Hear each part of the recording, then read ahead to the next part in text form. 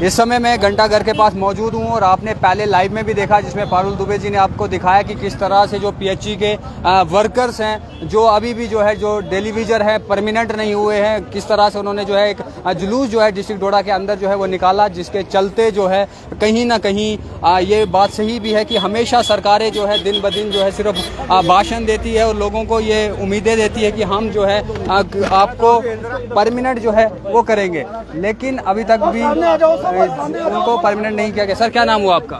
मेरा नाम बशीर अहमद है। आप इस तरह से लेटे हुए क्यों हैं? सर मुझे चक्कर आ गया। चक्कर आ गया जी सर, 15 साल से थक गया हूँ।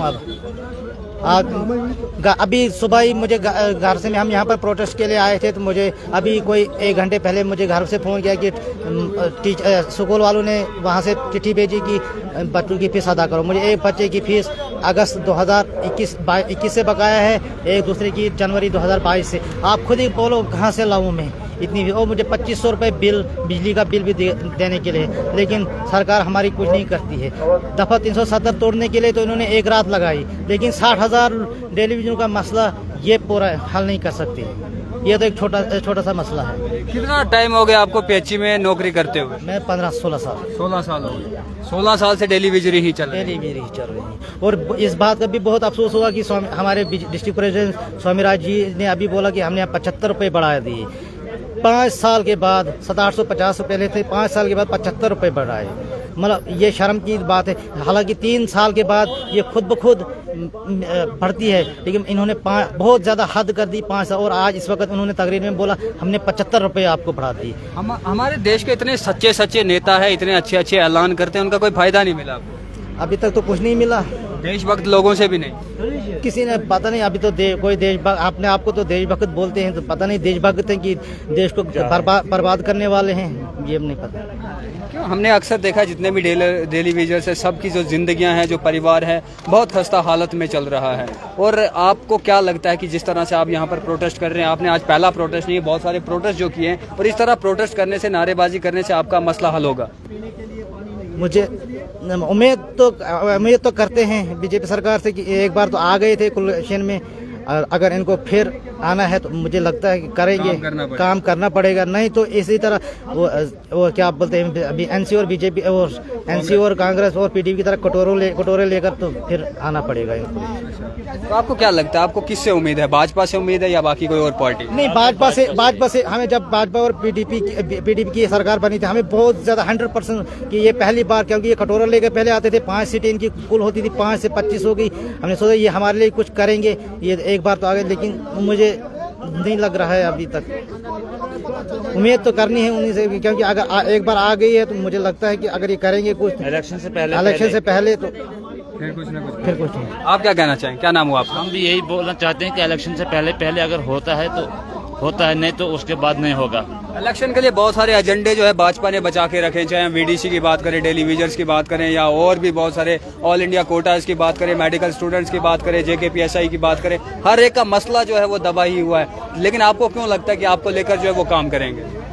हम यही बोल रहे हैं कि देखो जी, ये तो आश्वासन देते रहते हैं, हर बार तो आश्वासन देते रहते हैं। ये अब फिर से बोल रहे हैं हमने तो 75 रुपये बढ़ा दे, लेकिन 75 रुपये ये तो बड़ा कमाल नहीं किया इन्होंने। ये तो जम्मू कश्मीर की तारीख रही, जिसने भी पीएचई एम्प्लॉइज के साथ धोखा किया तो उसने तो कटोरा लिया। जैसे ताज मोहिद्दीन, जैसे श्यामलाल, इसी जैसे वो क्या बोलते हैं वो बीजेपी का था वो सुखनंदन, ये सारे जिसने भी पीछे जो भी काजी मोहम्मद अफजल, काजी मोहम्मद अफजल जो भी पीएचई में मंत्री बना या पीएचई के साथ धोखा के, वो लास्ट में कटोरे लेकर आ गए।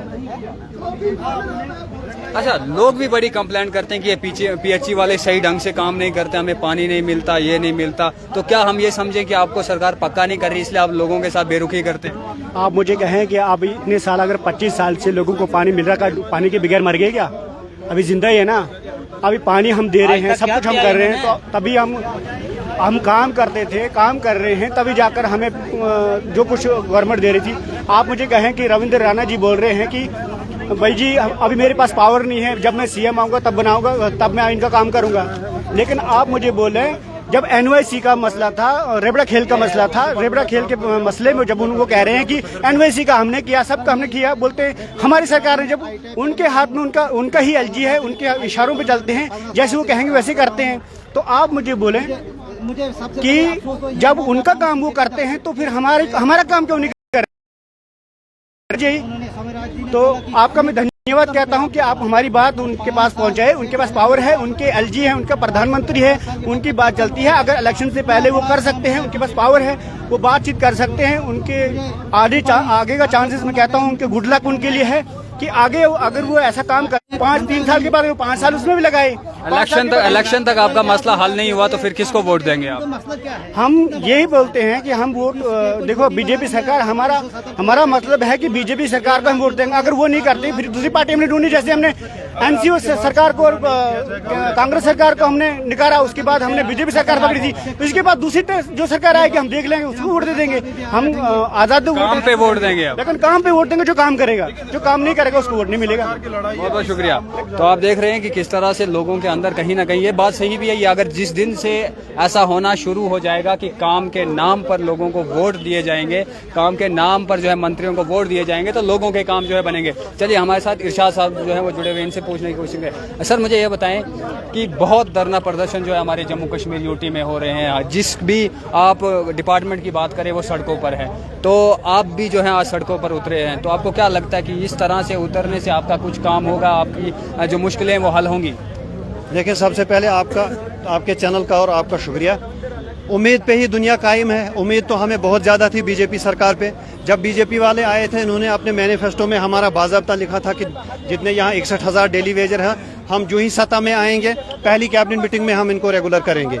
लेकिन 7-8 साल हो गए, तब तक बीजेपी वालों ने भी कुछ नहीं किया।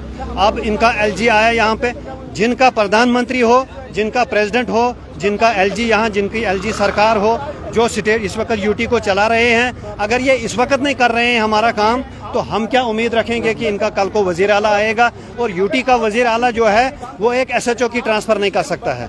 बहरहाल थोड़ा बहुत हम भी जानते हैं, कानून थोड़ा बहुत हमें भी पता है, लेकिन ये टर्कोलॉजी है, ये लॉलीपॉप की स्कीम जो है, ये हम नहीं मानेंगे। हमारा PHA एम्प्लॉइज यूनाइटेड फ्रंट जो है हमने तैयार किया है, जब तक ना हमारे बच्चों के लिए ये इंसाफ की लड़ाई जो है, जब तक ना हम इसमें कामयाब हो जाएंगे, ये हम छीन के ले लेंगे या ऐसे इंसाफ से ले लेंगे अगर ये शराफत से नहीं देते हैं, लेकिन तब तक हम पीछे हटने वाले नहीं हैं जब तक ना हम इस लड़ाई में कामयाब हो जाएंगे। कि इन्होंने हमारी 2 पीढ़ियाँ जो है वो ख़त्म कर दी। हमारे माँ बाप वो दवाई के लिए तरस रहे थे, एक डेली वेजर का बाप हमारे सामने रो रहा था, उस डेली वेजर को, उस बाप के लिए दवाई लाने के लिए पैसा जेब में नहीं होता था, वो बच्चों को पढ़ाने के लिए फीस के लिए उसके पास पैसा नहीं होता था। तो ये इस वक्त ये बोलते हैं कि आप ये रुको, आप वो करो, आश्वासन दे रहे हैं ना। अब हम आश्वासन सुनेंगे। हमारे साथ इनके रिटर्न एग्रीमेंट हुए हैं, हमारे साथ वर्बली एग्रीमेंट हुए हैं, इनके कमिश्नर सेक्रेटरी ने, इनके LG सरकार आए हैं, इनके LG ने हमारे साथ बाज़ाब्ता तौर एग्रीमेंट किए हैं, लेकिन कुछ नहीं किया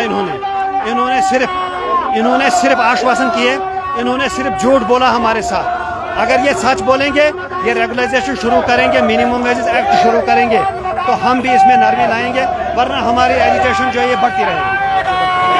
देख पा रहे हो किस तरह का शोर और जोशो उल्लास जो है वो लोगों में है, और कहीं ना कहीं ये सही भी है कि हम किसी भी डिपार्टमेंट, किसी भी डेली वेजर्स की जब भी हम बात करते हैं, तो वहाँ पर कहीं ना कहीं जो है हर एक सेक्टर में जो है, हर एक लोगों के साथ जो है वो ज्यादती यहाँ पर हो रही है। मिनिमम वेजेस जो है, इनकी तनख्वाहें जो हैं इतनी कम है कि क्या ही, ना ही ये अपने स्कूल के बच्चों को पढ़ा सकते हैं, ना ही ये बच्चों की यूनिफॉर्म ले सकते हैं, ना ही घर परिवार पाल सकते हैं, ना ही किसी के घर अगर मेहमानी तौर पर जाया जाए वहाँ पर ये कोई सामान लेकर जो है वो जा सकते हैं। एक तरीके से ये भी बोलना कहीं ना कहीं सही रहेगा कि जिस तरह से जब भाजपा सत्ता में आई थी तो बहुत सारे दावे, बहुत सारे वादे जो है वो भाजपा ने किए थे कि हम तमाम गरीबों के मसले हल करेंगे, हम किसानों के मसले हल करेंगे, हम डेली वेजर्स के मसले हल करेंगे, हम महंगाई को जो है वो कम करेंगे, हम जो है सबका साथ सबका विकास करेंगे। लेकिन इस समय आप देख पा रहे होंगे कि जम्मू की अगर हम बात करें, जम्मू कश्मीर के किसी भी डिस्ट्रिक्ट की हम बात करें, तो हर जगह पर लोग जो हैं घरों से बाहर निकलकर सड़कों पर उतरते हैं, अलग अलग उनके जो है मसले मसाइल से, और किसी पर भी बीजेपी जो है वो समर्थ नहीं उतर पा रही है, जिसके चलते आप देख पा रहे होंगे कि डेली वेजर्स की डिमांड जो है अभी भी चल रही है, और इनका पूरा यही कहना है कि कम से कम हमें यूटी अगर आपने जम्मू कश्मीर को बना दिया तो यूटी जम्मू कश्मीर को बनाने के बाद यूटी का जो सैलरी होती है वो कम से कम हमें दे दीजिए, इस ताकि हम जो है अपना घर परिवार अच्छे से जो है वो चला पाए। आप बने रहें दलोगर रिपोर्ट के साथ। पत्रकार राजकुमार को दीजिए इजाजत। जय हिंद, जय भारत, इनकलाब जिंदाबाद।